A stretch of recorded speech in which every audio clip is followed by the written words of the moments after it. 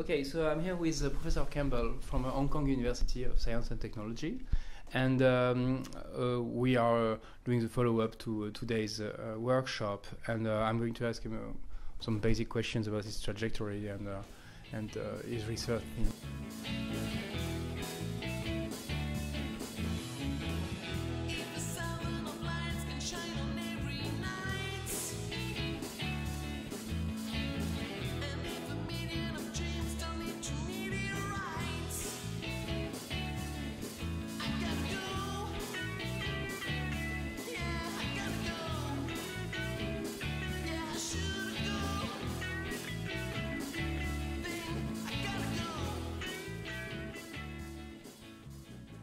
So, Professor Campbell, first of all, can you tell me why you became interested in becoming an academic? Well, that one goes back to my family background, actually. My father was a professor.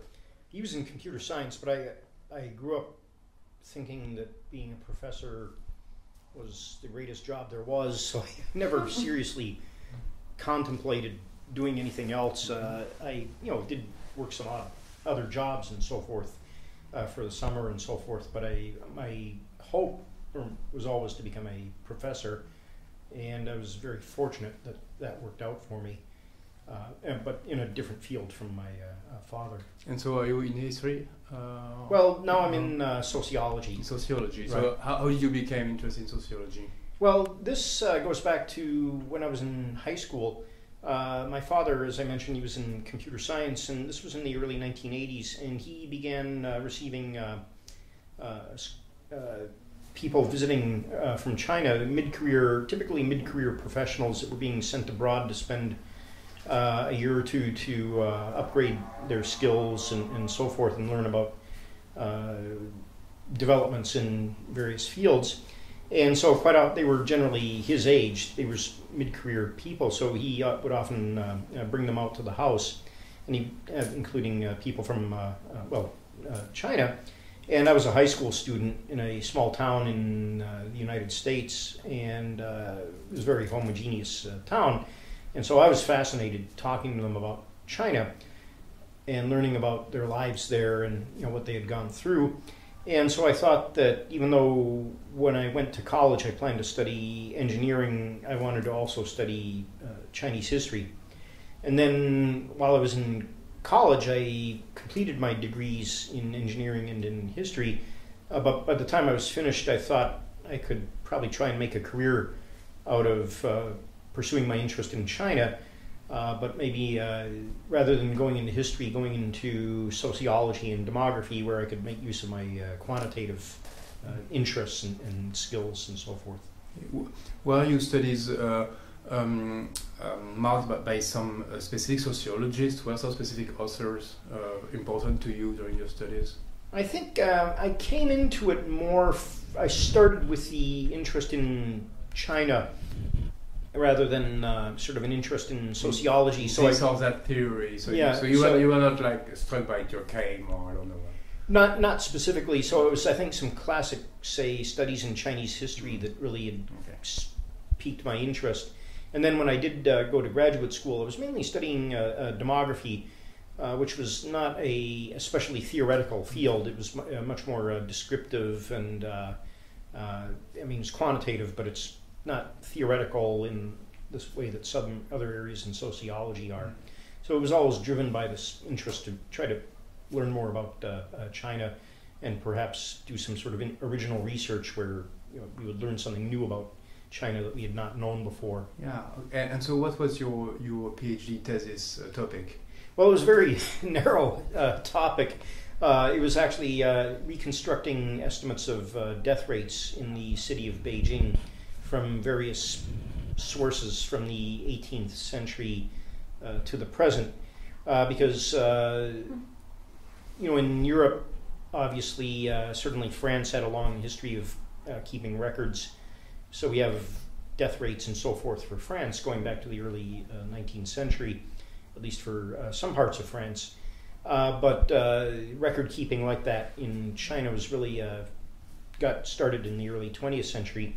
So I was trying to piece together, you might say, clues from other various kinds of sources to push it back to the 18th century and figure out what time periods were ones of change in the death rates, and then from that you get hopefully some insight into what was going on in terms of the public health, the hygienic environment, and so forth. And so what interesting facts did you learn from this? Well, I think for me the most interesting was, there was just simply reconstructing some of the rates and getting a sense for, I think, maybe two basic facts that were interesting. One was that for the 18th and 19th century, most of the data that we could find for sort of Beijing was based on demographic records of an elite population, the imperial lineage.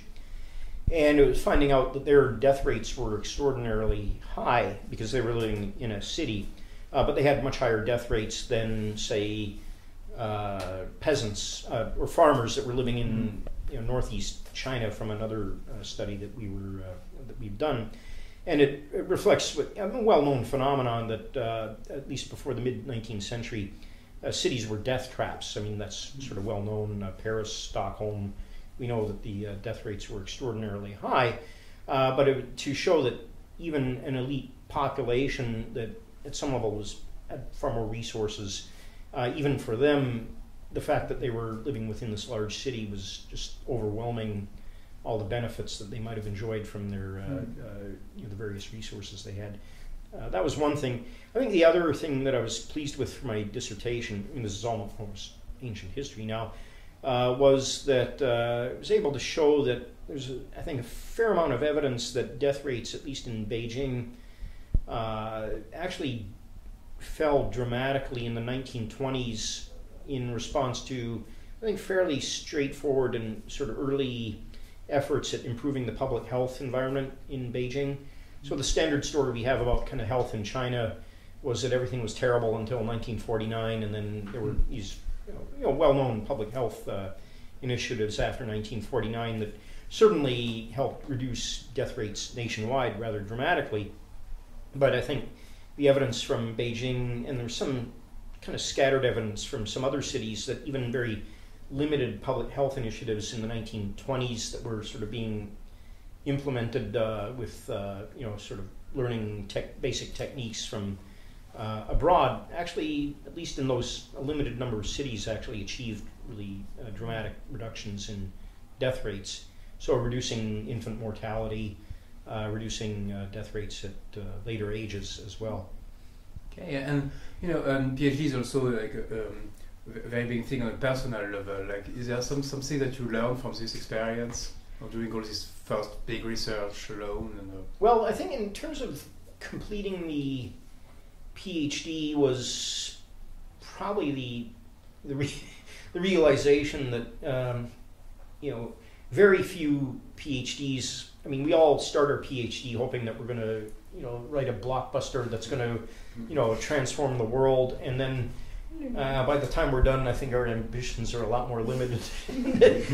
So it was sort of part of the, I think, experience of completing a PhD is kind of making that adjustment where you realize, look, there's all, I would like to write this masterpiece that will define my career, but then at some point it just becomes about sort of defining a topic that you can actually finish. Now, some people are amazing and they write just blockbuster PhDs, and that's really incredible. It's pretty rare. Yeah, it's pretty rare. Most of us, I think, it's sort of a lot of the work of doing a PhD is kind of narrowing your ambition, limiting your ambition, cutting around the edge. Figuring out where what in this very broad area, where is some place where I can make a distinctive contribution.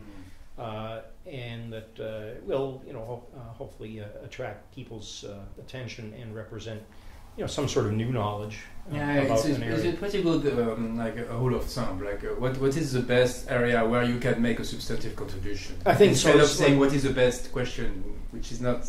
It's like, given the materials available to me, given my training, and so forth, and given kind of what's already out there, where can I find kind of where's there a gap in our existing knowledge that I can fill by what I have on hand with me?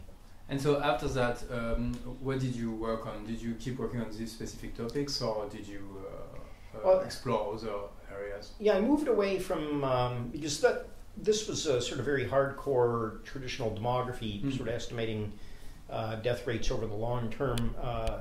And I think I published a few papers out of my dissertation, but then I moved into working, I think, more generally on still looking at demographic behavior like death rates, birth rates, and so forth, but focusing not on just estimating death rates, but focusing on how the risks of marriage, birth, dying were related to people's family and community context.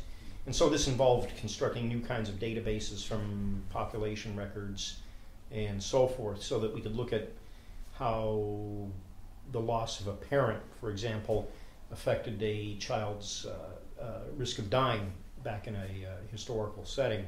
As you would imagine, it increased their risk of dying, but in different situations where different factors were more or less important. So that carried me probably until about 5 or 6 years ago, was successively building larger and larger sort of demographic databases that let me look at kind of determinants of various kinds of demographic behavior in terms of family context, community context, economic conditions, and so forth.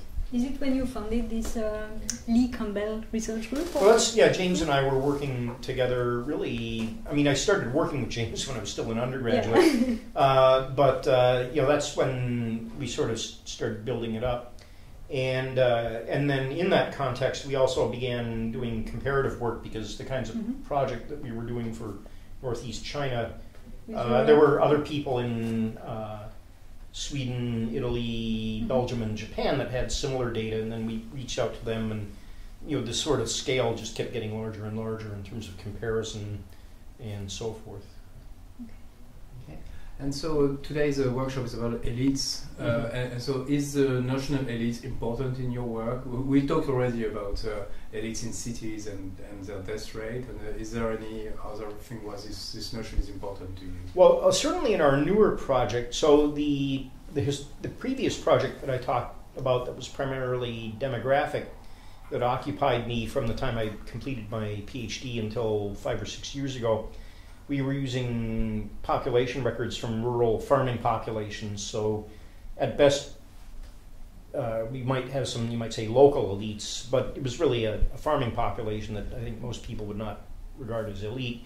Our new population, our new study, which we started 5 or 6 years ago, we're sort of constructing databases that cover the officials who served in the Qing civil service in the 19th century, and they certainly constitute a political elite, right? These are 13,000 people at any given time who are governing or managing a population of, by the end of the 19th century, several hundred million people. And so they, I think by almost any standard, they represent an elite. And we're very interested in understanding more about both the dynamics of their careers and so forth, but then also figuring out what kinds of families they came from, how much persistence was there across generations, how much advantage there was associated with being the children or the grandchildren or great-grandchildren of these officials or holders of examination degrees and so forth. So I think for our current work, it's really all about elites, and then James will tell you about the other projects for the early 20th century. Okay. Do you have some specific feedback on today's workshop? What did you think of the different talks that were given? Well, I was fascinated to learn about all the work going on especially in the first, using sort of various kinds of records from the first half of the 20th century, and the various, you might say, various different kinds of elite populations for the first half of the 20th century. What was striking was that, I think, because the first half of the 20th century in China was a time of flux, right? That sort of the period that I study, which is the 18th and 19th century, you could argue that there's kind of a general understanding of who the elites were, right? The graduates of the examination system, political officials, and certain kind of very prominent families.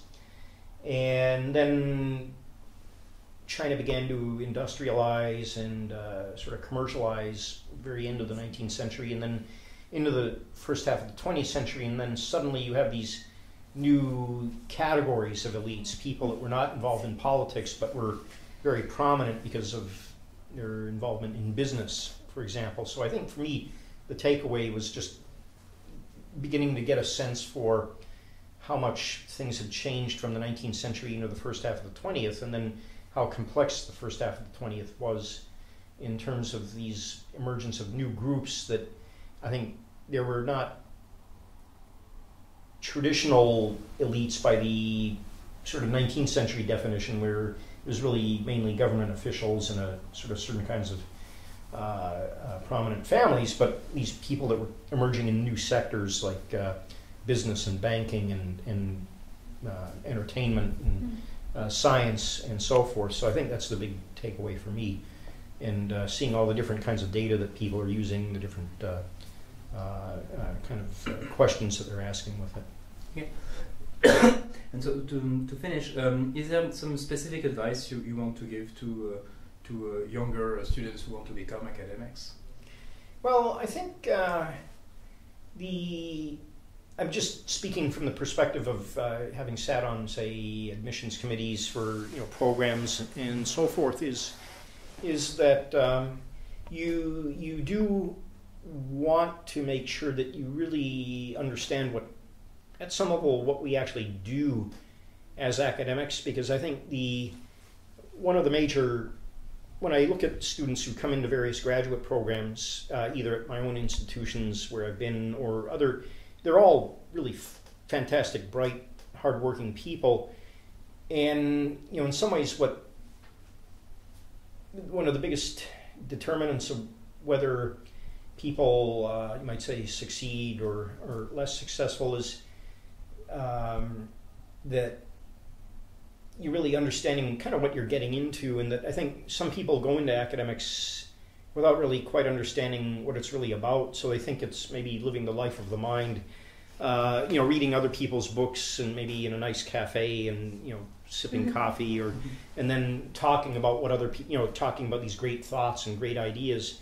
And sometimes, obviously, when we're at meetings like this, we do have this opportunity for conversation and dialogue, but a lot of work as an academic is, the sort of nitty-gritty of collecting evidence of various sorts, traveling to archives and collecting all this data and then figuring out what to do with it. And so there's a long, painful process, before we get to write these papers that sort of showcase all of our brilliant ideas. There's months or years of preparation, and I think can be a shock for some people and so I guess my advice would be try to make sure that you have an understanding of what the research process really looks like and whether it really conforms with kind of what your expectations are. Yeah.